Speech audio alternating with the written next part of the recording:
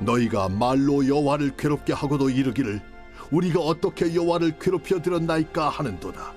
이는 너희가 말하기를 모든 악을 행하는 자는 여호와의 눈에 좋게 보이며 그에게 기쁨이 된다 하며, 또 말하기를 정의의 하나님이 어디 계시냐 함이니라.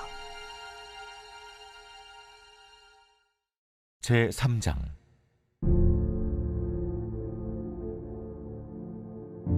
만군의 여호와가 이르노라.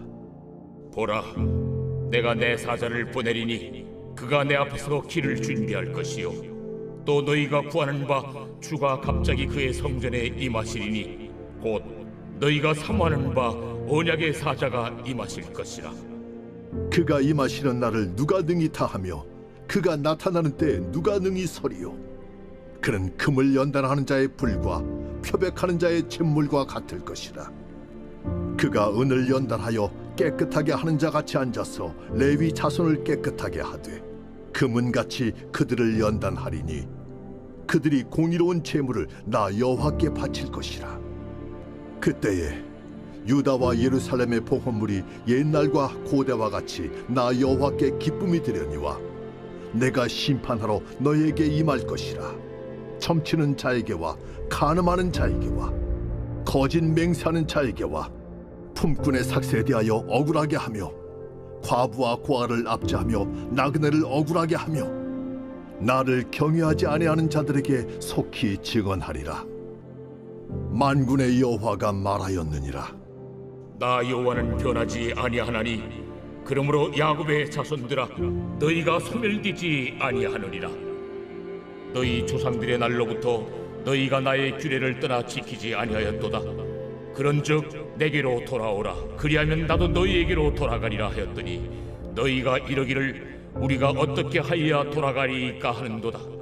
사람이 어찌 하나님의 것을 도둑질하겠느냐. 그러나 너희는 나의 것을 도둑질하고도 말하기를 우리가 어떻게 주의 것을 도둑질하였나이까 하는도다. 이는 곧 11조와 봉헌물이라. 너희 곧 온 나라가 나의 것을 도둑질하였으므로 너희가 저주를 받았느니라. 만군의 여호와가 이르노라. 너희의 온전한 11조를 창고에 들여 나의 집에 양식이 있게 하고 그것으로 나를 시험하여 내가 하늘문을 열고 너희에게 복을 쌓을 곳이 없도록 붓지 아니하나 보라. 만군의 여호와가 이르노라. 내가 너희를 위하여 메뚜기를 금하여 너희 토지 소산을 먹어 없애지 못하게 하며 너희 밭에 포도나무 열매가 기한전에 떨어지지 않게 하리니 너희 땅이 아름다워짐으로 모든 이방인들이 너희를 복되다 하리라. 만군의 여호와의 말이니라. 오늘 말씀은 하나님을 괴롭게 하는 것이라는 말씀으로 말씀을 전하겠습니다. 오늘 말씀은 이제 유다 백성들이 하나님의 공의는 저버리고 자신들의 이익을 따라 살아가는 삶에 대한 하나님의 심판을 불렀다는 이야기를 합니다. 그러면서 그 기준을 하나 이야기하고 있는데 그 기준은 11조와 봉헌물로 너희가 하나님을 경외하는지 그렇지 않은지가 드러났다라는 이야기를 오늘 본문에서는 말씀을 하고 있습니다. 결국 유다 백성들의 가장 큰 문제가 무엇이냐면 하나님의 말씀을 따르지 않음으로 인해서 그들의 예배가 온전한 예배가 되지 아니하였고 그들의 신앙은 타락으로 바뀌었다라고 말씀하는 겁니다. 그러면 오늘날도 우리가 교회의 타락이 무엇으로 볼 수 있느냐면 하나님의 말씀보다도 자기의 이익이 앞서는 것, 그리고 기복주의가 앞설 때 그 교회는 타락의 기준으로 봅니다. 특별히 이름이 어떤 방향으로 바뀌어지느냐 하면 하나님의 뜻을 구하는 것보다도 내가 하나님의 이름을 빌려서 내가 원하는 것만을 구하기를 원하는 모습이 되었을 때 교회의 타락이 이루어지게 되어집니다. 그래서 교회의 2000년의 역사 속에서 보면 서양 사회에서 교회가 타락했던 사회가 있습니다. 그 타락했던 사회는 교회가 건물이 엄청 웅장하고 그리고 성직자들이 많아질 때가 오히려 교회의 타락으로 봅니다. 왜 그러냐면 교회에 의해서 하나님의 말씀을 따라 살아가는 것보다도 오히려 교회로 이렇게 성직자들이 들어오면 신분 상승이 이루어지는 겁니다. 그리고 사람들도 결국 교회에 와서 헌금을 바치고 내가 비나이다 복을 비는 그런 모습으로 바뀌어져서 결국은 이것이 타락으로 이어졌던 것이 교회의 역사입니다. 그러면 교회가 어떤 모습으로 서야 되느냐? 오늘 성경에서는 하나님의 말씀을 따라서 삶 속에서 공의가 이루어지고 사회적인 약자를 돌보고 그리고 사회의 여러 가지 시스템들이 말씀을 기준으로 세워지는 것이 바로 하나님이 기뻐하시는 또 하나님의 기준으로 사는 나라의 모습이라고 말씀할 수 있는 것입니다. 그러면서 오늘 이스라엘 백성들의 유다 백성들의 문제가 무엇이냐면 예배는 자꾸만 형식적으로 치우쳐져 갑니다. 그리고 이웃을 착취합니다. 이것이 과연 그들의 모습이었다고 이야기를 하고 있는데요. 오늘 그런 면에서 우리가 좀 살펴봐야 되는 내용들이 참 많지요. 계속해서 말씀하고 있습니다만 사회의 여러 구조들을 보면 사회의 사회적인 약자들에 대한 안전장치가 점점 없어져 갑니다. 물론 과거보다는 훨씬 나아지긴 했습니다만 이 정도는 해야 될 것 같은데 하지 않습니다. 그런 이유들이 무엇이냐면 사람들을 어떻게 보느냐, 사람을 하나님의 형상으로 또는 형제 자매로 바라보기보다도 돈벌이의 수단으로 바라보고 있는 사회 구조가 되어가고 있다는 것입니다. 바로 그것이 사회의 무너짐이고 바로 문제라고 이야기를 합니다. 실제로 세상 사람들과 그리스도인들은 사람을 바라보는 자세가 다릅니다. 세상 사람들에게는 보통 인간성을 이야기합니다. 휴머니즘을 이야기하는데 그 휴머니즘을 이야기하더라도 그들의 바탕은 진화론입니다. 어쩌다가 원숭이가 사람이 된 것이죠. 그러니까 사람에 대한 존중을 이야기하는데 근거가 약합니다. 그런데 서양 사회와 기독교 사회에서 가장 중요한 인간성은 뭐냐? 하나님의 형상이라고 합니다. 그러니까 하나님께서 당신의 형상을 따라 만들어 주셨기에 나도 하나님의 형상이고 당신도 하나님의 형상이기 때문에 서로가 존중해야 된다. 이런 모습으로 변화가 되어지는 것이지요. 언젠가도 말씀을 드렸습니다만 우리나라에 욕이 굉장히 발달된 나라라고 이야기를 드렸습니다. 이런 이유가 여러 가지가 있다고 합니다. 역사적으로 보면 우리가 많은 침략을 통해서 그것을 희화화하려고 하는 그런 모습 때문에 욕이 발달했다고 합니다.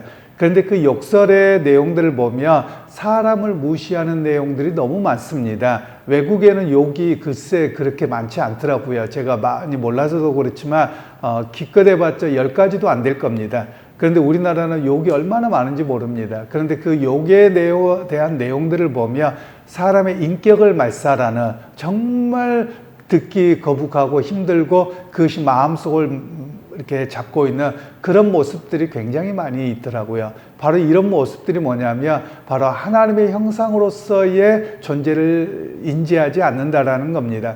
세상 사람들이 그렇다고 하면 크리스천들은 어떤가? 크리스천들은 그보다는 덜합니다. 훨씬 덜하죠. 그런데 은연중에 우리도 모르게 뭐 하는 거 죽여버릴 거야. 이렇게 쉽게 쓴다라는 말이죠. 왜냐하면 하나님께서는 오히려 창세기부터 보면 하나님께서 누군가를 죽이면 그것에 대한 살인이라고 이야기를 하고요. 또 예수님께서는 뭐라고 말씀하시느냐, 친구에게 라가라고 하는 자, 라가라고 하는 것은 저 나쁜 놈 이런 정도의 욕이거든요. 센 욕도 아니에요. 그 정도만 욕해도 하나님께서 지옥불에 던지시겠다. 주님께서 이렇게 말씀하시거든요. 그런데 우리는 욕설이 안 되면 말이 안 되는 그런 사회가 자꾸 되어가고 있습니다. 과거에 비해서 더 그렇더라라는 것이죠. 요즘에 제가 언어를 듣다고 보면 또는 글을 읽다 보면 불편할 때가 있습니다. 그게 뭐냐면 요즘에 아이들이 많이 쓰는 게 그냥 개 무시했다, 개 뭐했다 맨날 이렇게 쓰더라고요. 좋은 것도 그렇고요. 그래서 이런 표현들을 좀 안 썼으면 좋겠다. 사실 이럴 때가 많이 있습니다. 물론 어른 세대보다도 젊은 세대들이 더 많이 씁니다만 그냥 그런 표현들이 자꾸만 사람들이 뭐라고 할까요? 더 각박해진다고 할까요? 아마 그래서 더 나오는 표현들이겠지만 그런 표현들은 그렇게까지 좋지는 않는 모습인 것 같습니다. 바로 이런 모습들이 사회상을 반영하는 것이고 또 이것이 하나님 앞에서 볼 때 얼마나 악한 사회를 드러내고 있는가 이런 모습을 볼 필요가 있는 것이죠. 그래서 우리 그리스도인들이 해야 될 일들은 언어를 순화하는 일입니다. 근데 우리 그리스도인들조차도 그냥 텔레비전에서 나오고 뭐 인터넷 쓰고 그러니까 너무 무의식 중에 쓰고 있다라는 것이죠. 바로 그런 면에서 우리 그리스도인들은 거룩함으로 언어 습관도 바뀌어야 함을 우리에게 말씀하고 있다고 볼 수 있겠습니다. 그러면서 오늘 이 유다 백성들의 문제는 더 크게 뭐냐? 죄를 짓는 게 문제가 아니고요. 죄를 지었더라도 깨닫고 회개해야만 합니다. 뭐 일부러 죄를 짓는 것은 더 큰 문제겠습니다만 죄를 부지중에라도 지을 수 있죠.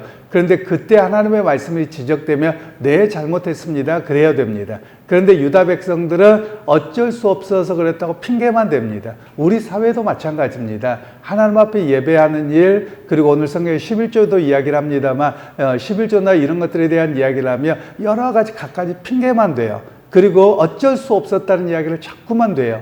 그런데 여러분, 우리가 보통 이렇게 이해하시면 됩니다. 요즘에 교통경찰관이 그리 많지는 않습니다만 운전하고 가다 보면 교통경찰관이 가끔 잡을 때가 있어요. 그러면 실수로 그랬어요. 못 봤어요. 여러분, 그런다고 해서 범칙금이 안 날라옵니까? 날라옵니다. 요즘엔 대부분 카메라가 있잖아요. 그래서 카메라로 내가 운전하고 가다가 그냥 이렇게 지나가 버렸습니다. 그러면 카메라한테 야, 나 어쩔 수 없었어. 봐줘. 안 봐주더라고요. 카메라. 그냥 범칙금 날라오더라고요. 근데 우리는 어떻게 하냐면 죄가 지적됐을 때 다음에 그렇게 안 하고 하나님 앞에 회개하고 돌이켜야 됩니다. 그런데 끊임없이 사람들이 어떻게 하느냐 하면 핑계를 대고 자기 합리화를 시키려고 하는 것이 계속 큰 문제더라라는 것을 우리에게 말씀하고 있습니다. 여러분, 우리 사회가 그런 부분들이 참 많이 생겨지는 것 같아서 안타깝습니다. 왜 그러냐면 저 위에서부터 아래까지 특별히 리더들이 더 중요합니다. 리더들이 잘못이 지적되었을 때는 빨리 사과하고 그걸 다시 반복하지 않으면 됩니다. 그런데 그것을 잘못함으로 인해서 어린아이들에게까지 핑계만 대는 그런 모습이 되어버리고 있더라라는 것이죠.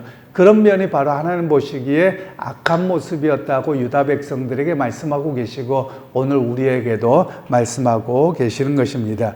그러면서 오늘 성경은 뒤에 이제 11조에 대한 이야기를 말씀하고 있는데요. 11조와 봉헌물에 대한 이야기를 합니다. 11조라고 하는 것은 어떤 기능을 가지고 있었냐면 레위 지파들의 생계와 그리고 제사장들의 생계 문제와 그리고 성전의 운영과 그리고 더 나아가서 물론 봉헌물이 그렇고요. 11조는 레위 지파들에 대한 생계고요. 그리고 또 하나의 기능은 사회적인 약자들을 돌보는 데 사용되어지는 것이 11조의 기능이었습니다. 그런데 이것들을 하지 아니함으로 인해서 제사장들이 떠나갑니다. 그리고 각 지역마다 있었던 말씀을 가르친 제사장들이 그 사명을 버립니다.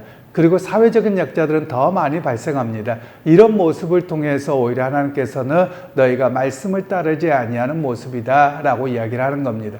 그러면 왜 이들이 11조를 드리지 아니하느냐면 오늘 내가 11조를 드리면 죽을 것 같거든요. 11조를 드리면 손해가 날 것 같습니다. 계속 그런 모습들이 반복되는 것이죠.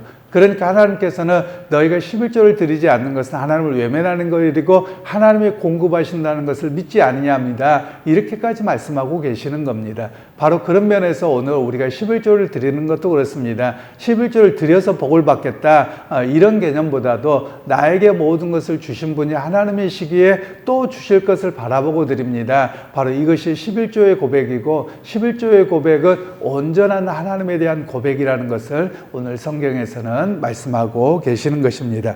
그러면서 11절은 결국 모든 소유가 하나님의 것이기에 하나님께서 우리의 필요도 채우십니다. 이런 고백이 바로 11조를 드리는 우리의 신앙이어야 함을 말씀하고 계시는 것입니다.